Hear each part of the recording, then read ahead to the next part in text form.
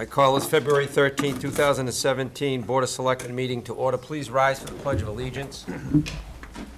I pledge allegiance to the flag of the United States of America and to the republic for which it stands, one nation, under God, indivisible, with liberty and justice for all. I'd like to welcome Ryan Grand Prix and James Ayers from Troop 101. They're working on their citizenship merit badges. They're in the back room. Hello, guys. How are you today? Welcome. Glad to have you here. We're going to call on you to speak for about 5 or 10 minutes, if you don't mind. Okay? Wow. I like that. I already gave him that joke. Oh, you did that? For panic, so I think I know you're kidding. Wasn't funny the first time. Okay. First thing is approval of the minutes of the January 23rd, 2017 regular meeting. Mr. Chair. Yes. I move we approve the minutes of the January 23rd, 2017 regular meeting as submitted. Second.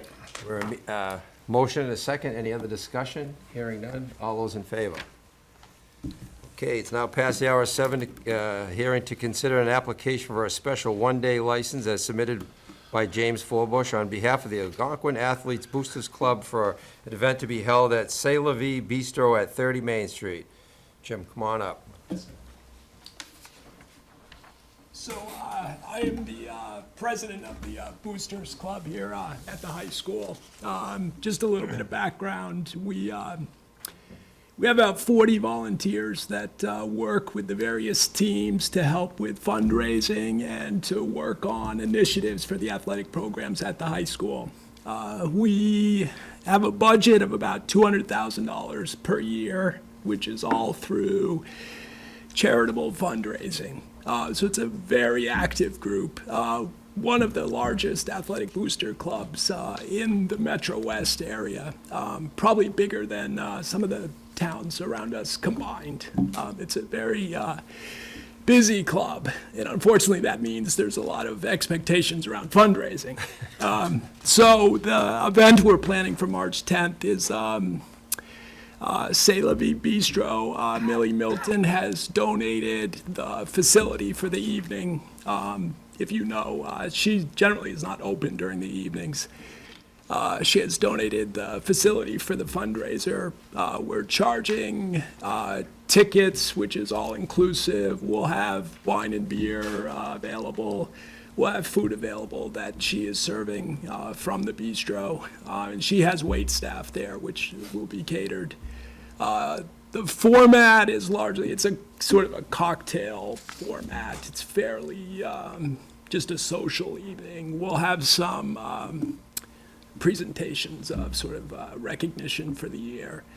And we're expecting about, I gotta finalize the capacity with her, but we're expecting about 60 people at the event for that evening. Jim, how much is it a ticket? It's $50 for an individual and $75 for a couple. Okay, thank you. Any questions? Yes. Hi, Jim. Hi. It's a great organization, does a lot of great stuff at the high school, so congrats on being president of that. Oh, thank you. Is there anything in particular that you're raising money toward, or is this just a general thing to raise funds? It's for general funds. So the way we operate is each of the individual teams is responsible for their own fundraising.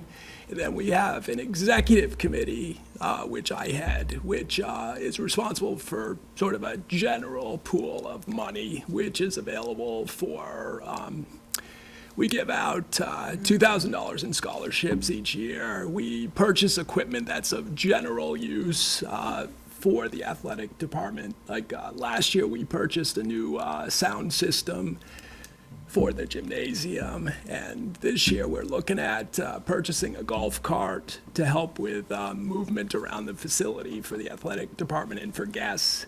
We're also looking at purchasing a new sound system for the football stadium. That's great. Wonderful. Thank you. Any other questions? Do I hear a motion? Mr. Chair, Yes. I move the board vote to approve the application for a special one-day license as submitted by James Forbush on behalf of the Algonquin Athletic Boosters Club for a fundraising event to be held at C'est La Vie Bistro at 30 Main Street on Friday, March 10th, 2017, between 7 p.m. and 10 p.m. The license shall include the 24-hour period immediately before and after the event in order to allow for the proper delivery and disposal of all alcoholic beverages prior to and immediately following the event, and to further waive the license fee. Second. Motion and a second. Any other discussion? Hearing none. Jim, who do you contact for ticket information? We've started advertising this week on Facebook, or you can just email me directly and I can send the link. What's your email address, if you don't mind? forbush@charter.net. Forbush@charter.net. Okay. Thanks, Jim. Thank you. Good luck. Appreciate it. Billy, just Want to one. vote? Yes. Question? Oh, sorry. Yep, just one, just Yes. from the PD, if they've Yep. reviewed it. No issues. Great. Okay, thank you. Thank you, Jeff. All right, we have to take a vote, sorry about that. I jumped the gun. Here, a motion and a second. Any other discussion? Hearing none. All those in favor? Thank you. Thank you. All right, you can leave now.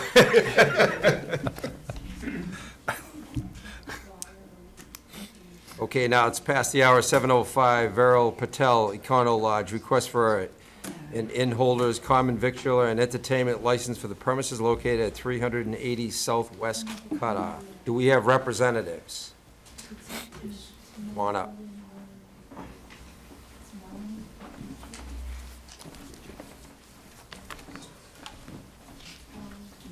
Hi, good, how are you? Hi, my name is Viral Patel, and I'm the new owner of the Econo Lodge on 380 Southwest Cutoff on Northborough, and we would like to apply for this transfer of this license, please. Yeah. Okay. Yes, go ahead, John. With the permission of the chair, just in terms of the, what's before you tonight, they're looking to approve the application for inn holder, a common vic, and the entertainment license that go with the facility as a new owner. I did just want to make sure the board saw in their packet, there's a memo that details, that we've had a couple of snags in terms of this approval. There was, as we do on an annual basis, the police chief, fire chief, building inspector do the annual inspections of all of the facilities. And on November 7th, they did, as part of their annual inspections, notice that there were some modifications that were done to the premises there and without a permit. And I assume that's why the architect for the owner is here as well to speak to that. At this point in time, the owner has been working with the fire department and the building inspector. They've been provided a list of items that are required to be provided to the building inspector by March 18th. My understanding is that both you and the architect have a copy of the memo detailing information from the meeting with the building inspector, and that will be forthcoming.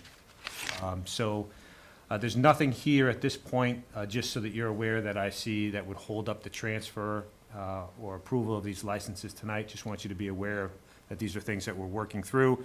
And at this point in time, we have agreement from the owner and his representatives that the information that we need in order to process and move forward with all the permits and to get everything back on track is in order. So just want to make you aware of that. If you have any questions, I'm sure the owner or the architect can answer those questions. But at this point in time, as I said, everything is on track. So it would be appropriate tonight, if you so choose, to approve these licenses. The permitting issues will be managed separately, but they wouldn't preclude you from taking action on these licenses tonight. Thank you, John.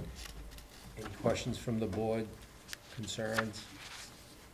Dawn, yes? Now, is it open during this time, John? Is the inn open? Yes. And the issues are not life-threatening or anything? The issues were, there were several, none that are life-threatening. We sat down with the owner and the architect and went through our concerns, myself and the code enforcement officer, and they were all addressed fairly rapidly. And at this point in time, we have no problem letting them stay open while they're taking care of the issues. So you wouldn't consider any of the issues, safety issues at this point in time? Not life-threatening safety issues, no. Any other questions, or?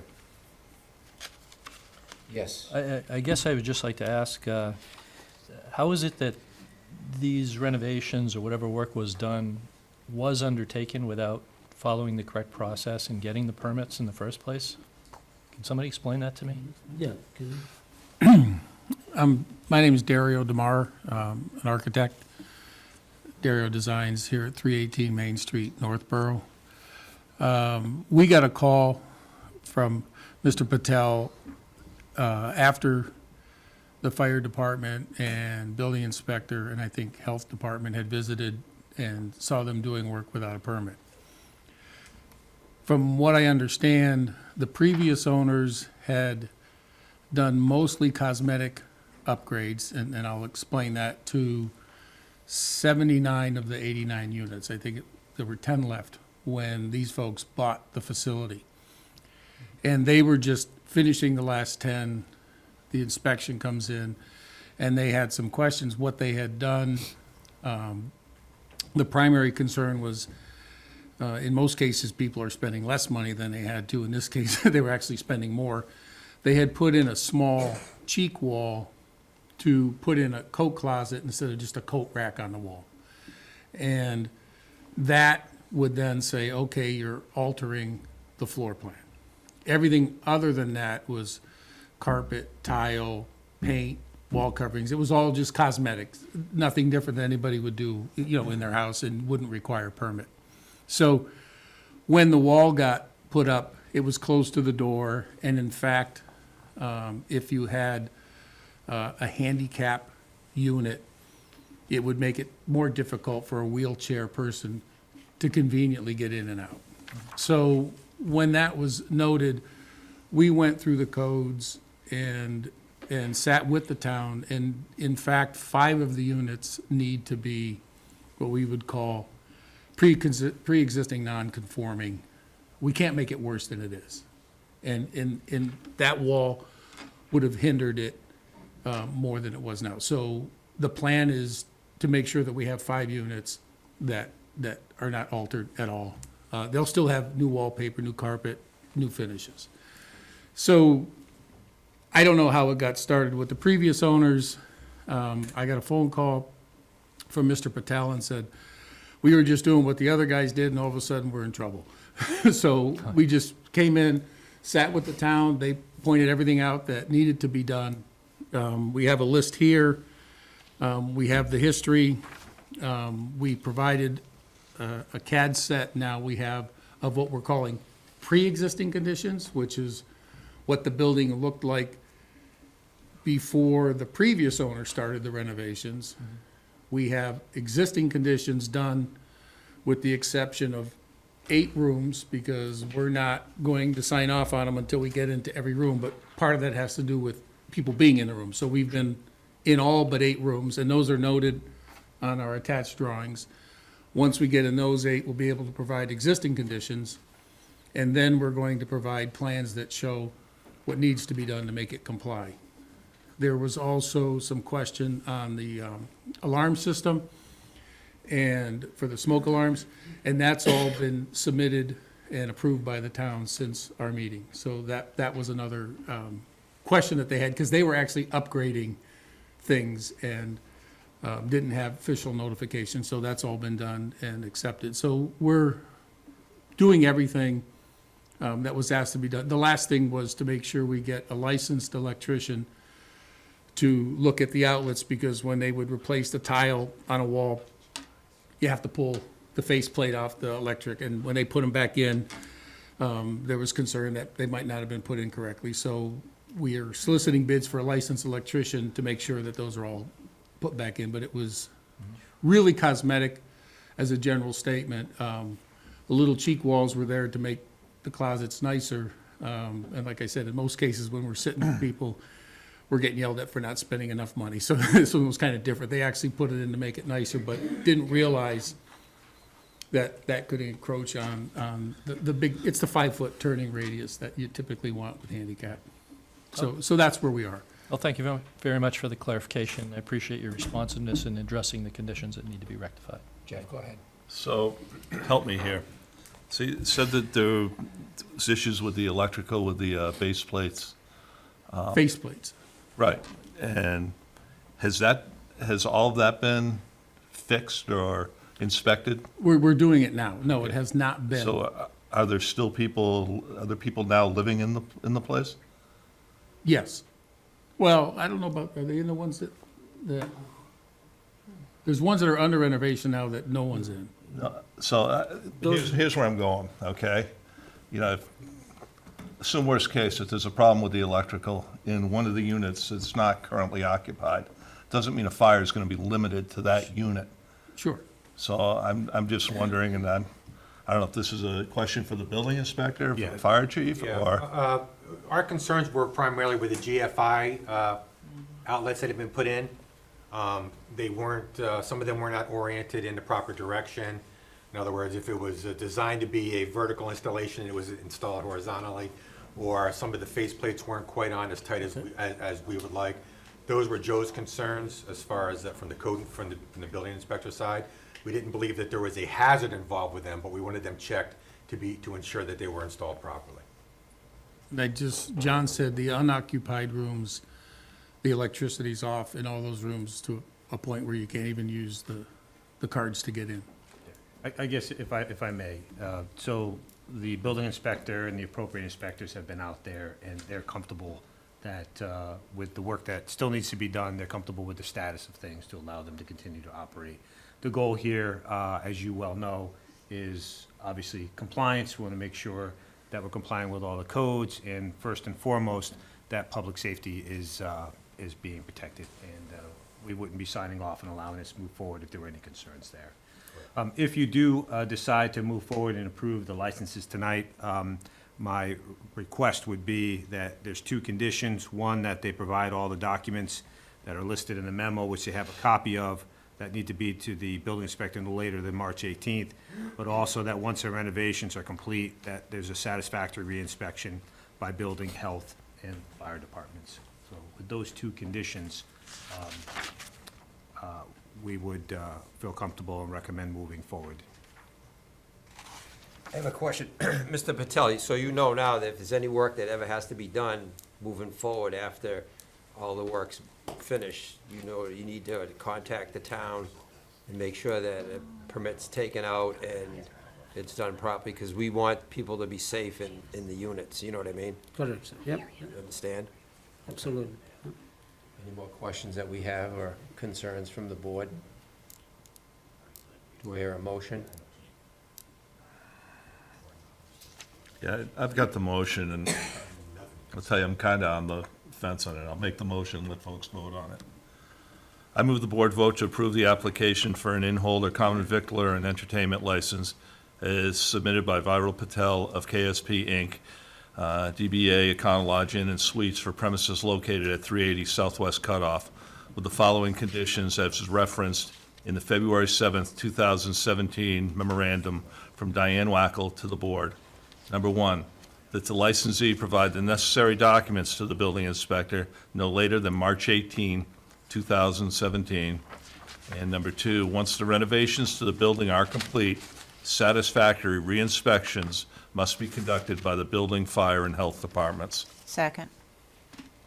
There a motion and a second. I just have a concern. When we do the inspections, it's once a year, correct? We do quarterly inspections of the common areas, but that doesn't allow us into the rooms.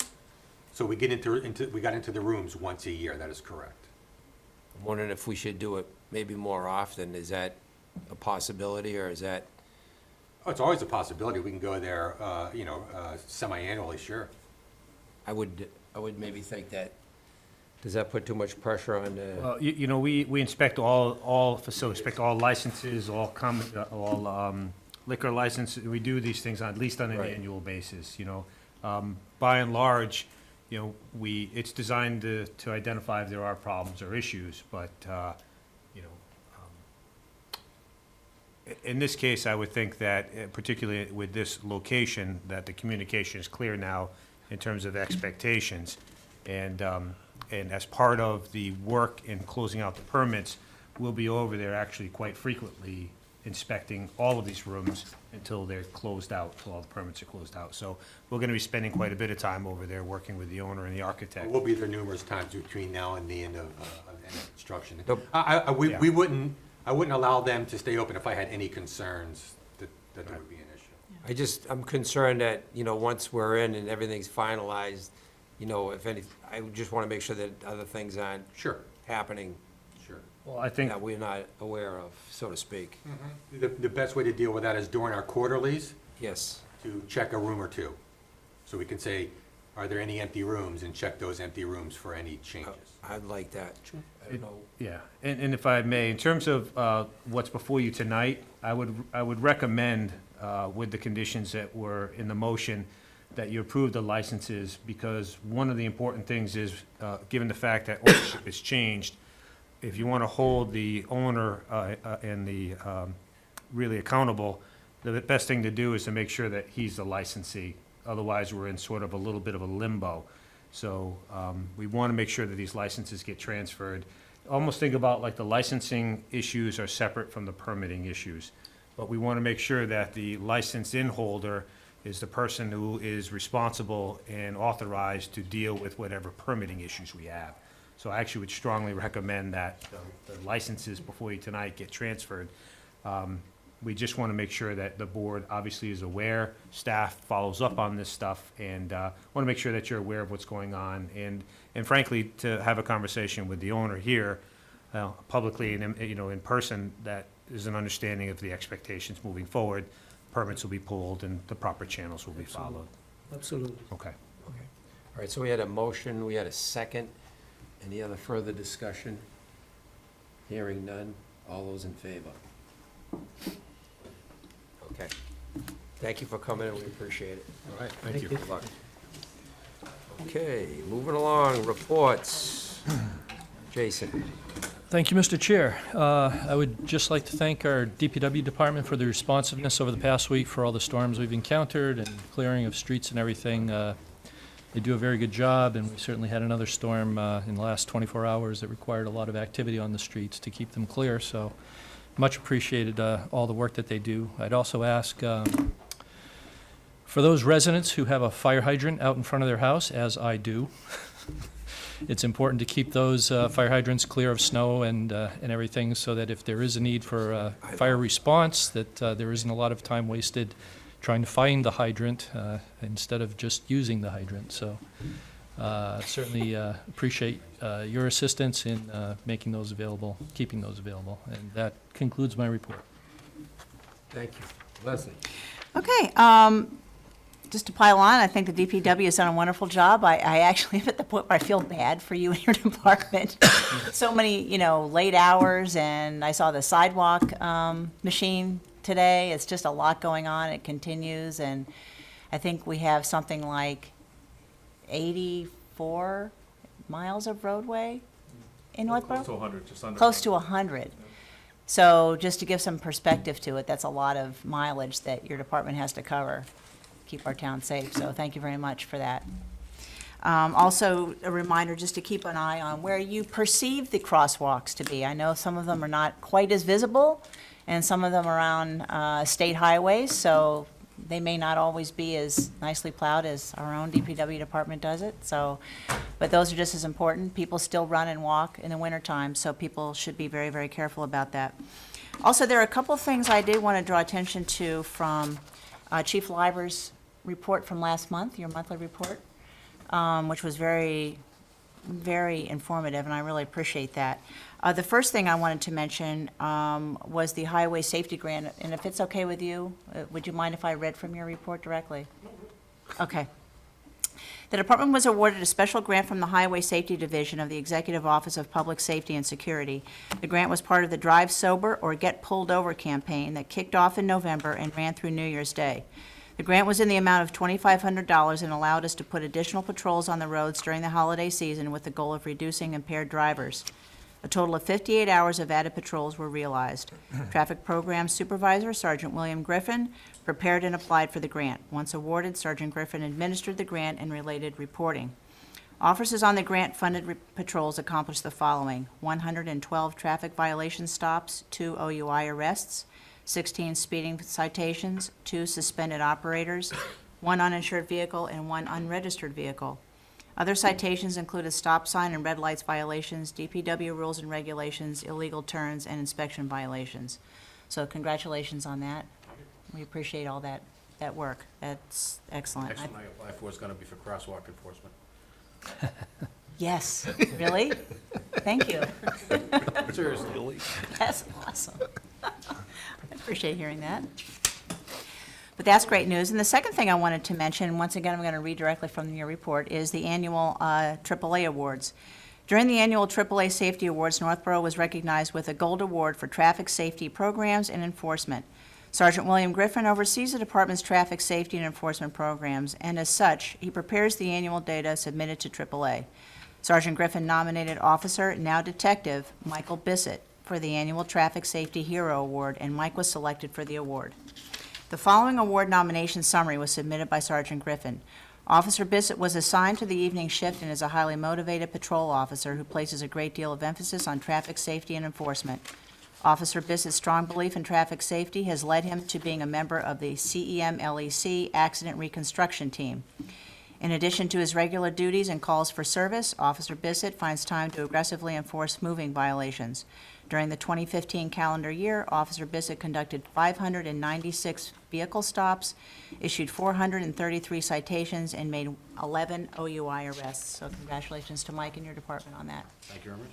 So thank you very much. And that ends my report. Thank you, Liz. Jeff? Just to pile on the snow. But I know, Jason, you mentioned the hydrants, good job. Also your sidewalks in front of your house. Hopefully folks can get those cleared as well. And also along with the DPW, just wanted to thank the fire department with the EMS. I know you guys get a lot of calls in that weather, and also the police department. You guys are out there doing double duty as well with the people that are just learning how to drive in the snow because they moved here from Arizona or wherever. So we appreciate that as well. And that's it. John? Hi. The interview committee met tonight, and I would move the board vote to appoint Christine Kowal to the Cultural Council for a 3-year term to expire on February 28, 2020. Second. A motion and a second. Any other discussion? Hearing none. All those in favor? That concludes my report. Okay. All right.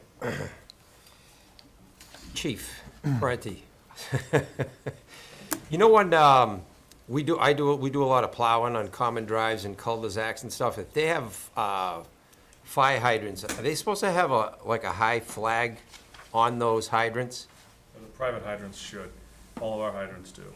I know that we do, but on the private, are they required? They're not a requirement. but Okay. They certainly should. They should have it. Okay, because I noticed a couple that, we do that, the guys had buried them, so we went in You and never dug them find all them. out. Because we Right. didn't, I knew they were there, but we didn't, that was just a question. I didn't know if they were supposed to have a flag or a It's a stake or something. private hydrant, so it's, lots of times we don't even use yard hydrants, but they're nice to have there. Yeah, They should be to marked be out. aware, yeah, okay. And then I just want to update Scott for the Church Street Bridge. Everybody's been asking, what's going on. We know it's winter and bad weather, especially the last week or so. We're close to having the 3 lanes open. The contractor has about two weeks worth of work left to open up the 3 lanes on the base course of pavement that's there now. So they put a little extra pavement in so the sidewalk can continue. They'll take the concrete barriers, push them over to the roadway edge, and take the steel barriers and push them over to be the separator from traffic to the pedestrians. The issue is pavement markings. We need a day or two of some warm weather where the road's not soaking wet in order for us to put the temporary markings down to show 3 lanes. So Okay. he's ready to do the work. It's just we're looking at the weather forecast, and it wasn't really good yesterday, so. Okay, excellent, thank you. And also, during these bad, storms and stuff, if you have elderly neighbors, make sure that you check in on them, see how they're doing, making sure they've got food and they're all right. I know a lot of people are shut in and they're too proud, but always check your neighbors if you have elderly neighbors. Ends my report. John? Just because everybody is, it's on their minds, the snow and ice, with this weekend's storms with an S, seems like we were saying earlier, winter arrived, in about 5 days, we got it all. At this point, our snow and ice budget is actually depleted. We don't have the final figures. As you know, we budget about $346,000 a year. What we do is we take a 6-year rolling average, and that's what we budget. That way we don't under budget it or over budget. Last year, we actually came in under budget, which was nice. It just depends on the weather. But at this point, it looks like we've reached our budget limit. We don't have the information details yet. We're still waiting for the invoices from the private contractors. We need to get through another set of payroll. But, just at this point, hope that we've seen most of winter. But my sense is, I know people are shaking their heads, no. That's optimistic thinking. But just, I imagine most communities are going to try to pretty much be in the same position, given all the storms that took place over the winters. These long-duration storms are very, very expensive. Going into this round of storms, we had about $100,000 left. So we anticipate that we've gone through that. So, again, we'll get some more information for you at your next meeting, but it is what it is. Excellent, thank you, John. Okay, public comments. This is where the public can have any comments or questions or concerns. Chief? With the storms, I also want to make sure people are aware to keep their heating vents clear. There's a lot of people have the power vents now, so we're not venting out of chimneys now, we're venting out of the side of our house. What happens is the snow will slide off. The problem is they'll think they're clear because the storm's over, but the snow will come off the top of your roof or come off of trees and end up blocking those vents. If you do, you're going to get a carbon monoxide buildup in your house, and then you're going to have some problems. So just make sure that you're ensuring that your vents for your heating systems are clear. Okay, thank you, Chief. Appreciate that. Excellent. Okay, next thing on the agenda is new business discussion regarding health insurance opt-out program policy. John? In your packet is some information regarding a new program that we'd like to have the board consider implementation of. It's a health insurance opt-out program, and essentially, just like it sounds, it's an incentive to get people to not take the town's health insurance. And typically what that means is you have a spouse who can obtain health insurance, and the goal of this is to incentivize our employees, if they have another option, to take it. Now, just so people know, we aren't blazing any new trails here. Most communities, or many communities, including most of the surrounding communities, have a similar program in place. The Group Insurance Commission is the state's insurance program for all state employees, has an opt-out incentive as well. And so what I've included in your packet is a copy of what that program would look like. And essentially, you have to be on the town's insurance for 2 years consecutively, and then you would need to have proof of viable outside insurance. And the incentives would be proposed at $1,500 for an individual plan and $3,750 for a family plan. So as you look at these incentives, most communities, and we did a market survey, most communities are between $3,000 and $4,000, particularly on the family plan incentive. Just to put this into perspective, the average family plan, this is the town's cost for the average family plan, is about $15,547. So if you were to incentivize somebody who has another option to take that, we'd pay out $3,750, and we would save $11,797. So that's on the town side. Savings are a little bit greater with the school employees because the contribution rates are a little bit different. So one of the reasons that we're proposing this now is, as you know, in fiscal 17, the year that we are in the middle of right now, we were able to renegotiate some plan design changes with all employee unions and did very well. Our overall budget increase was 3%. Our 8-year average is about a little over 2.5%. So we've done very, very well. This is really the next step. So I'm looking to implement this for fiscal 18, which would start on July 1 of 2017. In order to implement that this year, for the upcoming fiscal year, we need to approve the policy, make it available and advertise it for open enrollment, which would take place in May, and then implement it. Just in terms of the thought process of, well, how much money could this save us? What we've seen with other communities is, I'd anticipate, 5 to 10 people. Because again, you have to have qualifying insurance through your spouse. And so, there are a few people that have that, but most of us, we have insurance through the spouse who has the health insurance option. So, but again, if you're potentially saving, $11,000 to $13,000, we could be looking at $130,000, $150,000 potentially. The other reason why I'm suggesting, recommending that we implement this program is because as everybody else implements this same exact program, what's happening is they're incentivizing their employees to come onto our insurance.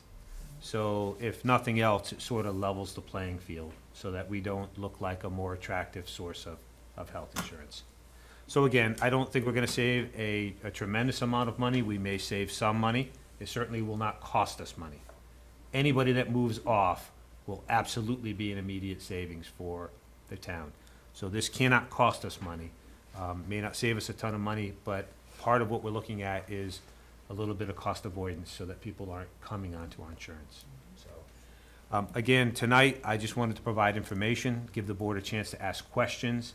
I'm not asking you to take a vote on this tonight. As with most policy decisions, I like to provide the information, allow for questions and discussion, and, but I would like to see this on your meeting, assuming the board is interested in pursuing this. I'd like to see this at your next meeting for a vote so that we can move forward with the implementation in time for a July 1 start. Don, yes. Yeah, I wouldn't assume that this has to be negotiated with the unions, but, No, okay. no.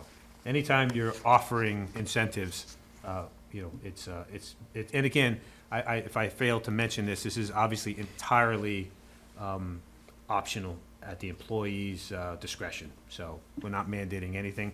It's just an incentive that if you have a spouse that has health insurance, that, we would incentivize you to take advantage of that. Again, this is actually becoming the industry norm. Everybody's trying to, with the cost of health insurance, everybody's trying to incentivize their employees to seek coverage elsewhere.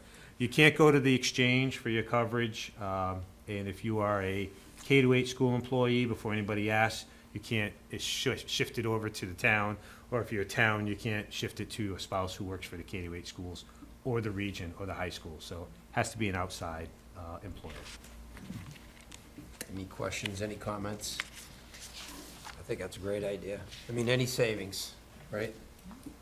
No matter how big or how small. There is no downside to this at all, and the only downside, in my opinion, is not moving forward this, because if we don't do this, it just adds to us being a more attractive source of health insurance. So, Excellent. Thank you, John. Okay, next thing on the new business, approval of additional appointment to the Fire Station Feasibility Study Committee. At your last meeting, you approved my appointments to the Feasibility Study Committee for the new fire station. I'm requesting that the board approve the appointment of one more individual. It's Captain Dan Brilhart. He's actually the facilities manager by default for the fire department. And the chief made an impassioned argument for why he should be on this feasibility study committee, and I just think he'll be a good resource for us. So with your approval, I'd like to add Captain Dan Brilhart to that committee. Any questions? Yes. I just want to Leslie. comment, I want to thank Chief Parenti for making that suggestion, because I think Dan would be a great addition. Any others?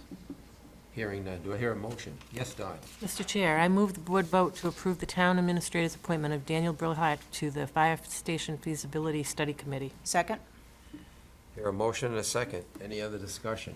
Hearing none. All those in favor? Okay. Next thing on the new business, execution of cemetery deeds 1016. Mr. Chair, Yes. I move the board vote to execute cemetery deed 1016. Second. Hear a motion and a second. Any other discussion? Hearing none. All those in favor?